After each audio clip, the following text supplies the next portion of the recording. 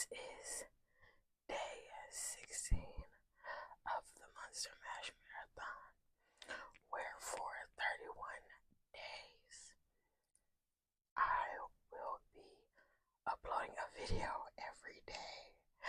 Kind of. You're gonna get 31 videos. So yeah. And the videos are spooky. Most of them. Some are just other ASMR videos. Some are just me yapping. So yeah, stay tuned if you're interested in that. I might be double uploading this whole week to catch up because I am clearly behind in the marathon. So stay tuned for that also. And today's video is about the Gurdon light. The Gurdon light is an unexplained glowing orb that appears on a railroad track near Gurdon, Arkansas.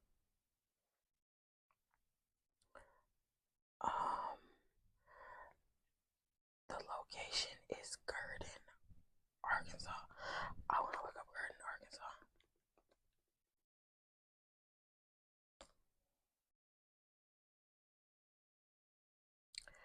So, this is a very small city. It's still considered a city, even though it's super small. It is 85 miles south of Little Rock in Clark County, Arkansas, and the population is 1,824 people. Like, I think my high school had that many people, or like more. So, super small town. On Google Maps, there's let's go back to Google Maps. That's why I searched it, because the Google Maps of this place is like, you can just pretty much break down the whole town. It's super small and it's like right in the middle of a big forested area. Like, if I zoom out, it's one little gray dot right in the middle of like forest. Like, to each side of it, to the west, there's Cradle of Diamond State Park, which is like, I'm guessing, this protected forest area. To the north of it, there's Hot Springs National Park, which is like another forest area. And then to the east, there's Jenkins Ferry State Park. Like, it's in the middle of like, yeah, the forest. The entire area is in Ouachita National Forest. The pictures of Ouachita National Forest actually look beautiful.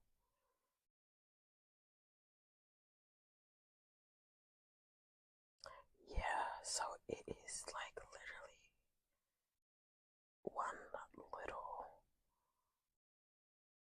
tiny town in the middle of like a very forested area, but they did have a municipal airport.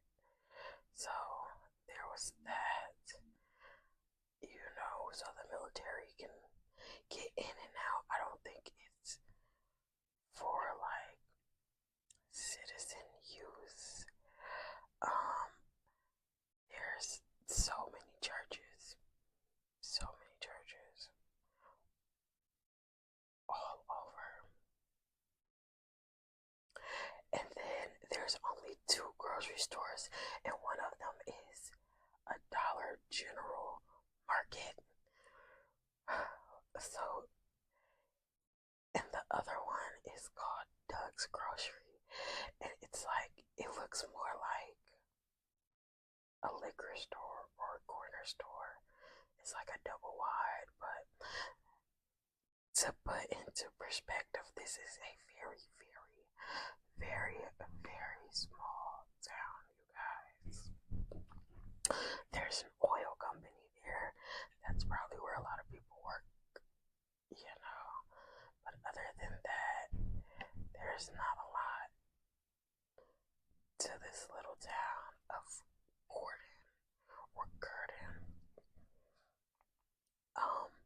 Small towns like that are super creepy to me because it's like, maybe it's because I'm a city person, but in general, like, small towns gotta creep me out because, like, there's no one there, you know. I don't know, it's just creepy when there's not a lot of people. I don't like when there's too many people either. It has to be a good medium. But I don't think I could ever live in like a super small town, because what if something happens and I need help? Then like, the help is like 45 minutes away. Oh my gosh. Anyways, back onto the Gordon Light, the legend and folklore of it all. So it is thought that this folklore begins with the murder of William McLean. So in December of 1931, a railroad foreman, William McLean, was murdered by his worker, Louis McBride, near the tracks. McBride beat McLean to death with a railroad spike maul after an argument. Some sources say the argument was about how many hours Louis could work. This was 1931, so it was during the Depression. The company could like no longer offer overtime or extra work hours to help their employees who may need like a little more cash. People say that Louis McBride needed the money and like snapped out because William McLean denied him extra work hours. Some people say like the ghost, they think that the light is associated with a ghost, that it's like a ghostly lantern. That's what so many articles kept calling it, and I meant to look up ghostly lantern. Oh, I guess just like a creepy old lantern, like a regular old school lantern, how you would think. But they kept calling him like a ghostly lantern in search of his head, because apparently Louis like beat his head off. It was like very brutal, and he like mauled him to the point that his head was off. So they think that the ghost is just wandering around searching for its head. Many people have claimed to see the light. People even have it recorded on camera, little glowing orbs that they claim are the Gurdon light. So yeah, that is the legend and the folklore. I don't think anything bad happens if you encounter it or anything like that. It's just that people believe it's a lost soul wandering like a ghost that's stuck because he's in search of his head, wandering all over. That's interesting. And it's in a very, very small town. There are some scientific explanations to all of this, so let's get into it. The first is piezoelectricity. This is the leading scientific theory, and it's that the light is caused by a piezoelectric effect, and that the area of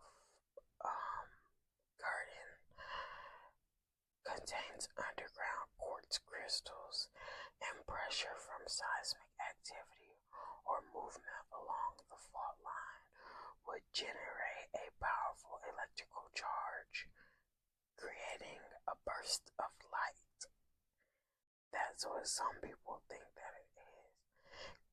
Is Gordon? I need to fact check this.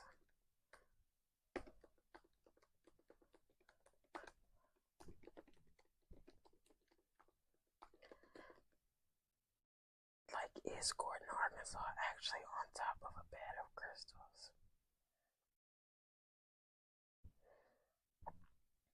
Oh, yeah. The mountains I just said are Wichita Mountains, are world renowned for high quality quartz, and Gordon sits in the region of the mountains. So I guess so.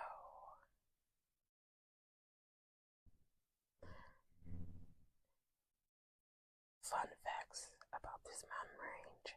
Approximately 300 million years ago, tectonic activity in the Wichita Mountains created deep fracture lines in the rocks that led to the formation of the crystals. And it's an entire crystal belt.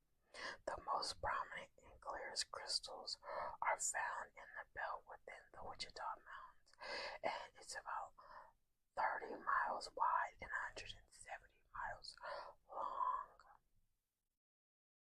So, yeah, some people think that the crystals are creating this electricity that is creating the Gurdon light. A next theory is swamp gas. So, this was another common explanation for the mysterious lights, but it has been largely discounted due to the consistent nature of Gordon light and the presence in all weather conditions. So some people were saying it was just gas from the swamp, like leftover floating imminent gas or whatever, but people have claimed to see it like in the rain, in the really dry times, and more than just like wet, swampy weather, which kind of disproves this theory. Other theories are things such as like reflections or distant car lights.